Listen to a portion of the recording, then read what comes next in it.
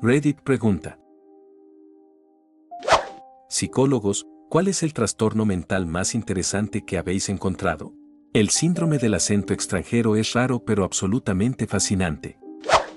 Sí, mis padres tienen una amiga, una nativa americana, que nunca salió de Canadá, se peleó una noche y le sacudieron la cabeza bastante fuerte y quedó noqueada. Cuando recuperó la conciencia, tenía acento inglés y hasta el día de hoy todavía lo tiene. Un psicólogo que conocí, no es alguien con quien trabajé, pero sí me contó sobre alguien con síndrome de la mano alienígena.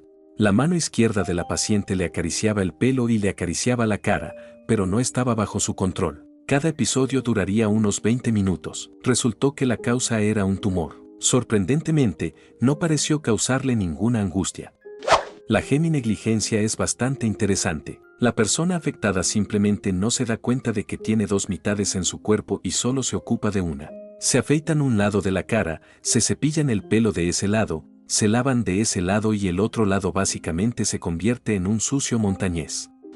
Una vez trabajé con un tipo cuyas voces eran positivas, como un equipo de porristas. Así que en lugar de eres un inútil, no le gustas a nadie, sus voces decían hoy estás increíble, la gente piensa que eres encantador y divertido. Aunque no fue genial, tiene suficiente perspicacia para comprender que eran tanto una alucinación como si estuvieran dando mensajes negativos. Y sintió esa aplastante y abrumadora presión de no poder estar a la altura de los increíblemente altos estándares de sus voces. En realidad, fue bastante paralizante para él, tanto o más que si las voces fueran negativas o incluso benignas. Médico que trabaja en un centro psiquiátrico para pacientes hospitalizados. Tuvimos un paciente psicótico con alucinaciones visuales que veía puntos de colores a su alrededor durante episodios de angustia. Lo mejor de todo fue que nos dijo que podía eliminar los puntos de colores. Le animamos a hacerlo porque parecía reducir en gran medida la ansiedad. Mi mamá tenía esquizofrenia paranoide y se comía Vicks del frasco para cubrir su cerebro para que los protestantes no pudieran escuchar sus pensamientos. Ella era católica. Mi papá era protestante y se hizo católico para casarse con ella.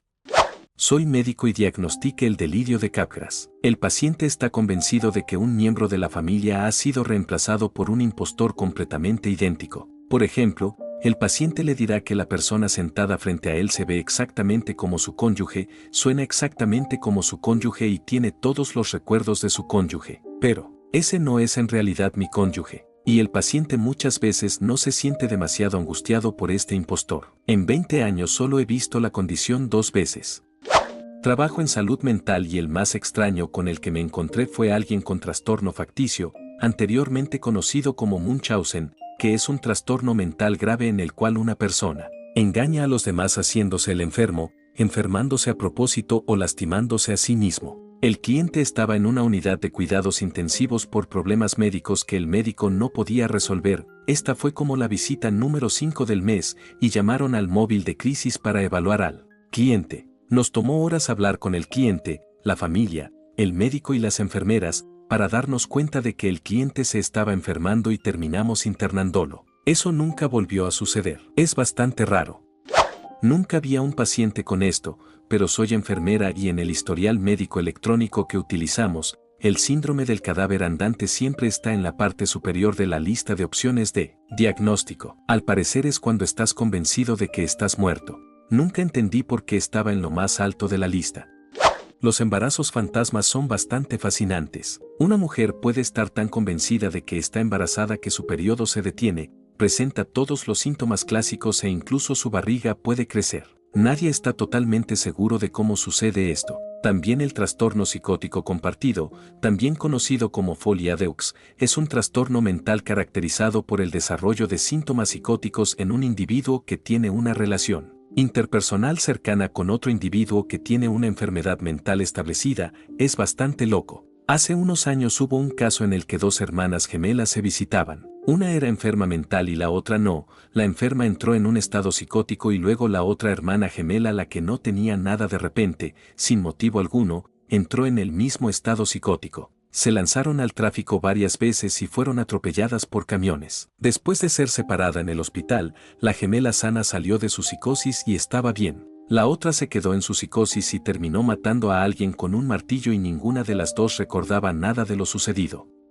Consejero de salud mental aquí, lo interesante es la esquizofrenia con alucinaciones visuales. La mayoría de las personas con esquizofrenia tienen alucinaciones auditivas. No me di cuenta de cuánto más inquietante es el aspecto visual. El cliente que tenía con este trastorno solía verme a mí y a otras personas que conocía. Me llamó una vez gritándome por haber entrado a su apartamento temprano en la mañana. Incluso si le dijera lo contrario, la experiencia de verme es muy real para él. No puedo imaginarme ver gente en mi propia casa, especialmente de noche. Eso me asustaría muchísimo.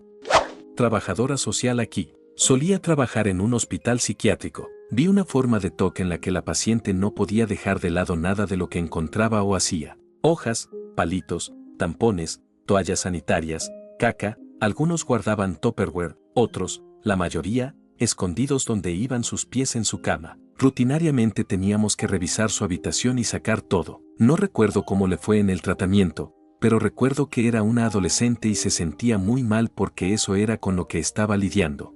Si estás disfrutando del video, ¿qué tal si nos regalas un me gusta y te suscribes? Sería un gran apoyo para este canal. Sin más interrupciones, continuemos.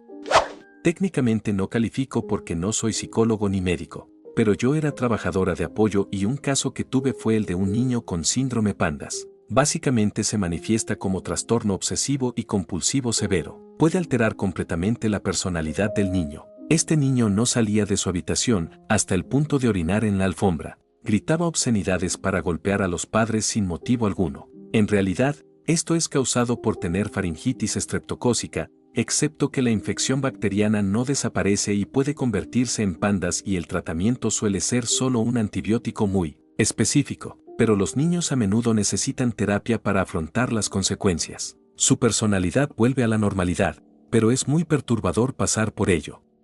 Síndrome de Jerusalén, donde una persona que visita Tierra Santa está convencida de que es Jesús. Por lo general, desaparece rápidamente una vez que la persona se va. Psiquiatra aquí. Uno de mis casos más interesantes fue el síndrome de Cotard. Yo era interno y terminé atendiendo al paciente en la unidad de internación y luego en el hospital estatal. Tenía la ilusión de que estaba muerto. Le preguntarías cómo estaba y él gritaría, me estoy quemando en el infierno. Mi otra favorita es una paciente que tiene el delirio de embarazo y cree que está embarazada de más de 50 bebés al mismo tiempo. Psicólogo aquí. Uno de los más inusuales fue el de una paciente que creía que todos los nervios de sus brazos habían sido reemplazados por cables. Realmente triste porque siguió automutilándose para sacarse los cables. Más tarde supe que este engaño no es tan infrecuente como podría pensarse.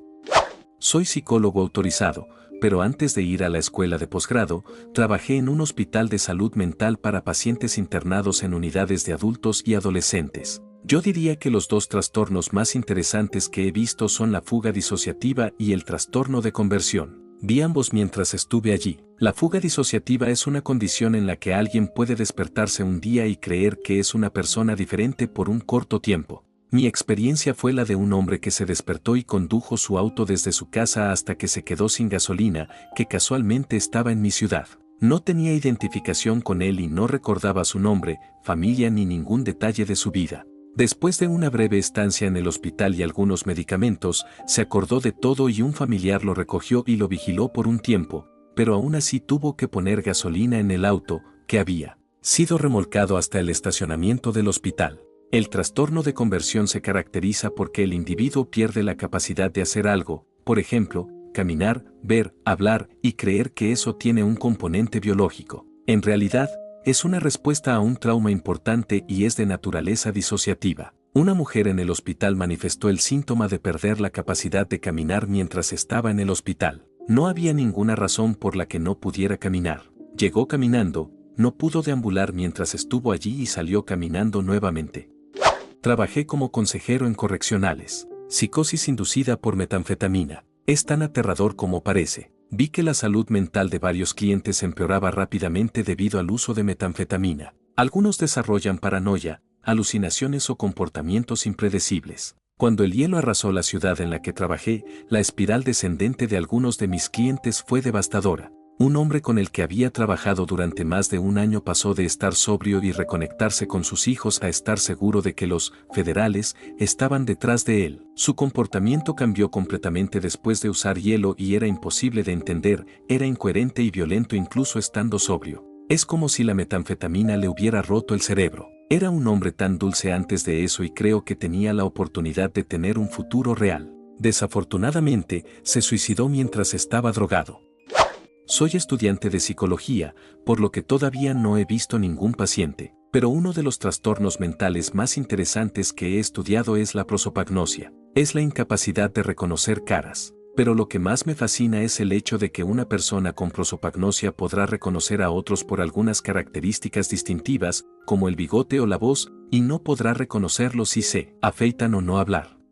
Médico aquí, no psiquiatra ni psicólogo, pero encontré un caso de paciente bastante interesante en mi rotación de psiquiatría cuando estaba en la Facultad de Medicina. Había una paciente internada en un centro psiquiátrico por ideación suicida. Durante su ingreso, insistió constantemente en que tenía una masa en los senos y exigió ser examinada físicamente únicamente por médicos varones. Cuando la psiquiatra con la que estaba rotando se negó a realizar un examen físico, me pidió que lo hiciera durante mi entrevista diaria con el paciente. También rechacé el examen físico, pero tuve la corazonada de verificar su historial médico. Resultó que le habían realizado una ecografía una semana antes y solo encontró tejido mamario normal sin masas. Sin embargo, aparentemente esta señora había frecuentado muchos consultorios médicos con diversas quejas de naturaleza inespecífica y generalmente se concentraba en los senos o quejas vaginales. Cuando visitaba los consultorios de un médico masculino, el psiquiatra con el que trabajaba le diagnosticó un trastorno facticio,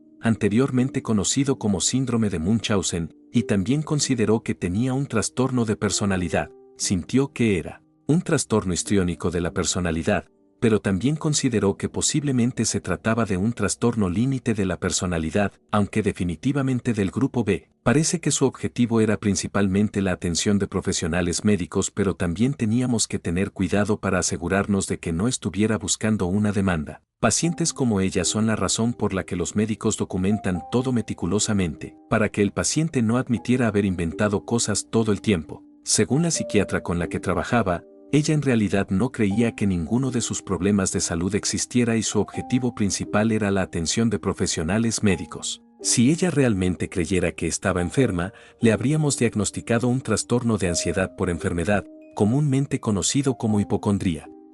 Trastorno de conversión del dolor. Tenía una exnovia que estaba en silla de ruedas, pero sus padres y su médico dijeron que podía caminar, pero sus piernas no se lo permitían. Sus padres dijeron que ella pudo haberse despertado durante una cirugía que tuvo cuando era niña porque todo comenzó después de esa cirugía. Incluso fue a fisioterapia durante años y es posible que todavía lo haga, no lo sé, pero podía moverse sin la silla, pero no podía caminar, así que era casi una discapacidad, pero no del todo. Muy confuso. Ella era una supermodelo sexy y la chica más genial con la que he salido.